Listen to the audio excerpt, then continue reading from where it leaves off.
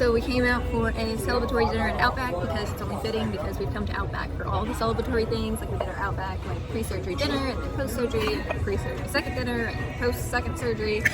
So it's only fitting that we come to Outback to celebrate for not having to come back for another 4 months. Unless... Well, we'll figure out on that later because I just want to enjoy the meal. But yeah. We've got to catch you up on the story that our nurse told us and how supportive care went. Our supportive care journey. Yes. Which today was actually very pleasant. Day. It was very pleasant. They were supportive this time. But only because I literally bluntly complained right to their face. Yeah, that's true. Once you do that, it's amazing how people all of a sudden want to give you the best service. Yeah. But today we're actually going to be able to finish up our lunch and hopefully get back to the home away from home to do some work in the lobby, which we haven't been able to do, and we really need to be able to catch up with our clients after having like an entire week of not being able to sit down at our computers because funerals and traveling and cancer and traveling and yeah. Everything happened at once. I mean, if it was like one thing, like okay, we could have managed, but it was not one thing. And it was all back to back. Y'all want to do any appetizers at all to get y'all started? Or just... Darren get again? Darren got his smoked drink. He loves it. It's a celebratory drink today. It is a celebratory drink. It is. It's a and I got wine to celebrate. Yep. Exactly. And my water with like 6 million lemons. Because that's, appropriate. I like my 6 million lemons. All right, you ready? Let's clear the backdrop a little bit. And go. It does smell really good. We're filming? We are experiencing things today. What are we experiencing, Darren? The inside of a Sonic. I've never, in Louisiana, Mississippi, 90% of your Sonics don't have insides, but apparently in Houston, there is an inside version of a Sonic, so, we're going in. What in the world? It's an inside Sonic. Look at the pick up and order here stuff. What? Right. There you go, babe. What? There we go, babe. The inside of a Sonic. Here we are. I can't tell if you're filming me or yourself. No, I'm filming you. No, nice. With Curious George. Haven't seen that show in forever.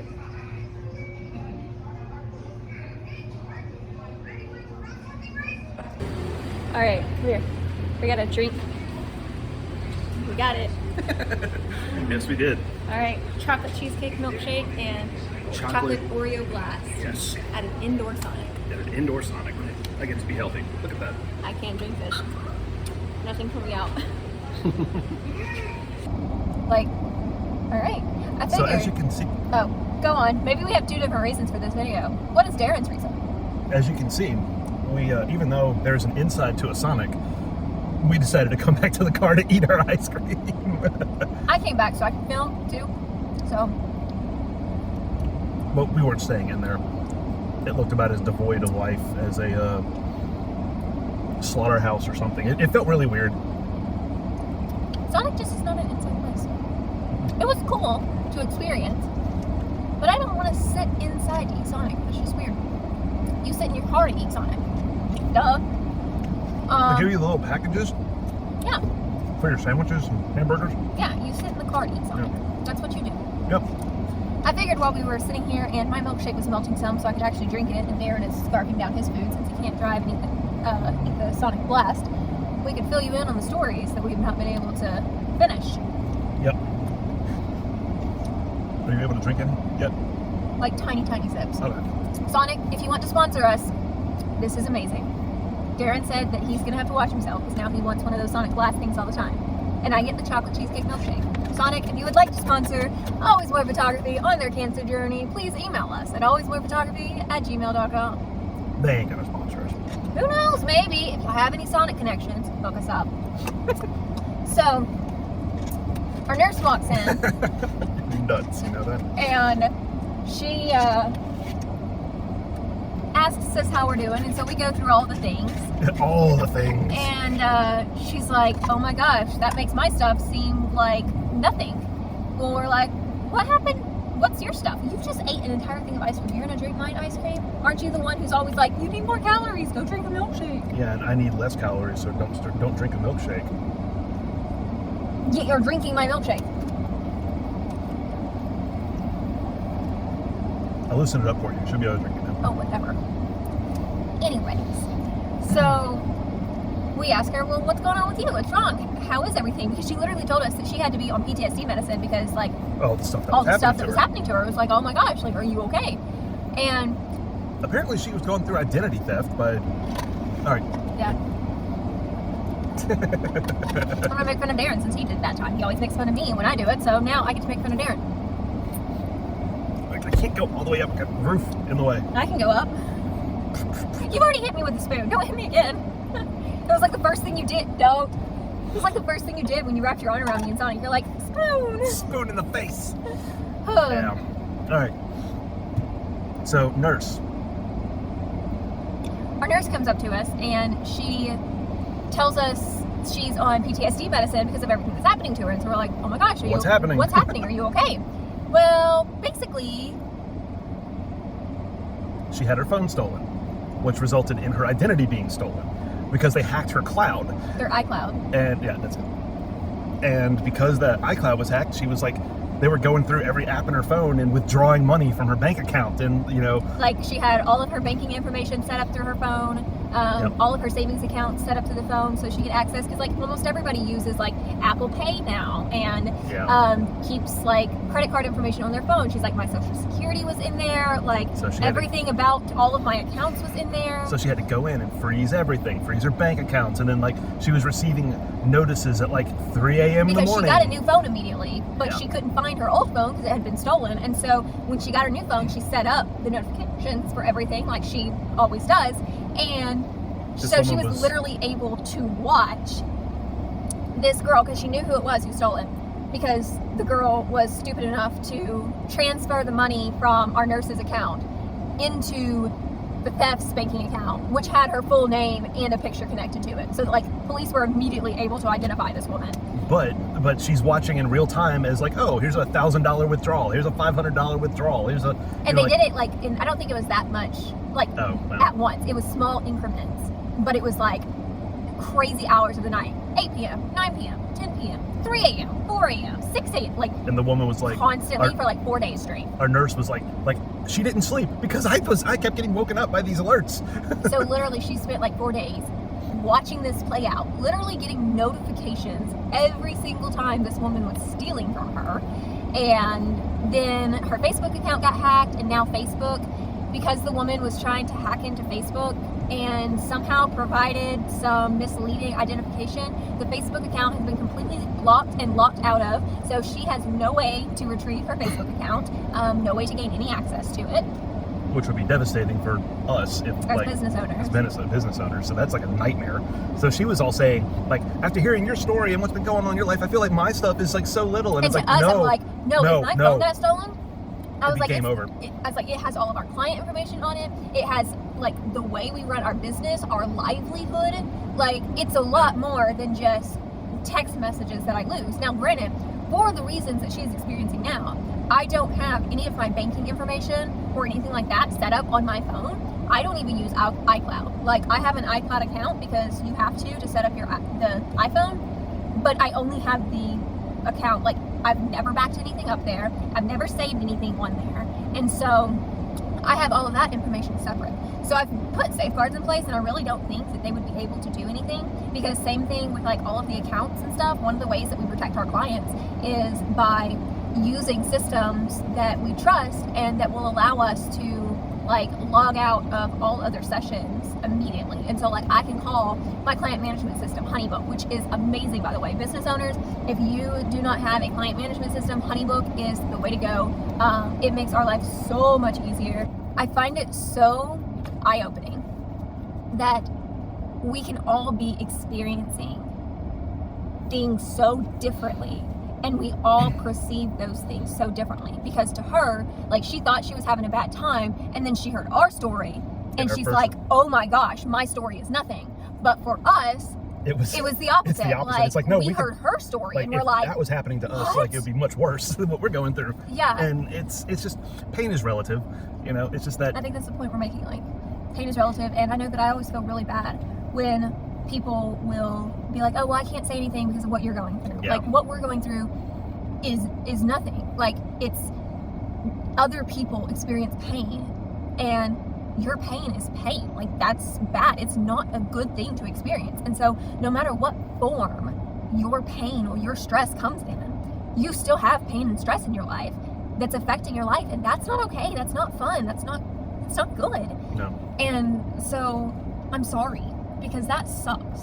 I'm talking to all of you, all of us, because we all have something. And so I'm sorry, that sucks. And there's no way around it. And never in any way do we ever want to come across in telling our story and make others feel like they guilty for what they are feeling about what they're going through. Yeah. If anything, we're just saying, hey, we've got crap too. Like, we all deal with it. We're all on the same page. You know, you have stuff that you gotta struggle through. So are we, and you know. Just because our struggle is different doesn't mean our struggle is worse. Is any less affecting. You know, it's all affecting. You know. Yep. So Definitely. pain is relative, and we're not in the pain Olympics, so we're not about figuring out whose pain is worse. I mean, there's no sense in doing that. That's ridiculous. That's a. We're all humans. We all suffer. We all need God and His goodness and His grace to get through every single day. And people ask how we do it, and it is not us. It is the sometimes forced reliance on God, as we realize there's nothing we can do about our situation. Nothing. We can try to make things better, but at the end of the day, we still have no control whether the cancer grows or shrinks or stops or kills me dead tomorrow. We can't control that. I just have to put all of my faith in the God of the universe, who I know loves me and wants what is good for me. And so that's the only way that I can make it through each day, and I can still be okay even if I'm not okay right now, because He has to have it, because I don't. And I believe that He does. And so I do my best, we do our best to lay that burden down and not pick it back up, because we don't have to pick it up. Now, that doesn't mean that we don't worry about it. That doesn't mean that we don't worry about it. That doesn't mean that, oh yeah, we just give it all to God and everything's okay now, because it's not. It's not just as simple as give it to God and you'll be fine. Because just the act of letting go isn't something that is easy. It isn't something that you just figure out and then you're fine for the rest of your life. It is a daily, hourly struggle that you have to consciously always be fighting. And, you know, the only thing I'm saying is that if you think that we're doing okay, that's why we're doing okay. Not because we are actually okay, or because we've got it figured out, or are handling things so well. It's because the God of the universe is the one who's in control, and He's working things for good in ways that I don't always understand, in ways that I don't always see, because I have a very, very, very limited perspective on life, on eternity, on the grand scale. My perspective is so limited, and I could never begin to understand what it means to be working things out for the good of everybody and everything. Like, that's a lot to juggle, and he's doing it all. I believe that in the end everything will be okay, because He says so, and He doesn't lie. He is truth, and if He said it, we believe it. We sing that song at church, and it's one of my favorite songs. If You said it, we believe it, because you're a man of your word. You know, there's this interesting, if you guys haven't looked into The Chosen yet, which I have not watched it yet. It's all been Darren, so I'm only on the first like season and a half right now, but I've been watching the season, and there's just like, they do little interesting cutaways, like show like, oh, this was, you know, 600 BC, you know, before they jump back in the future, or jump back to present time for the show. But you know, they'll be like, you know, there was this moment, and I think it's interesting there.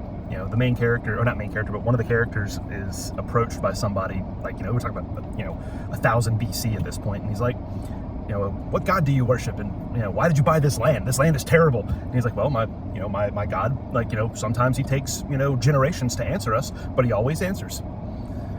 And he's like, why would you? And then of course he also said, like, and I wrestled with him the other day and he broke my hip. You know, if you know what I'm talking, if you know, you know.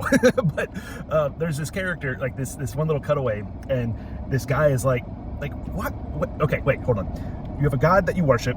that he wrestled with him, he broke your hip, and you say that he takes, you know, generations to answer prayer? Like, why do you worship him? And the guy's response was like, if I'm not mistaken, I might be paraphrasing and I might be misremembering, but hear my heart on that. His response was like, I didn't choose him.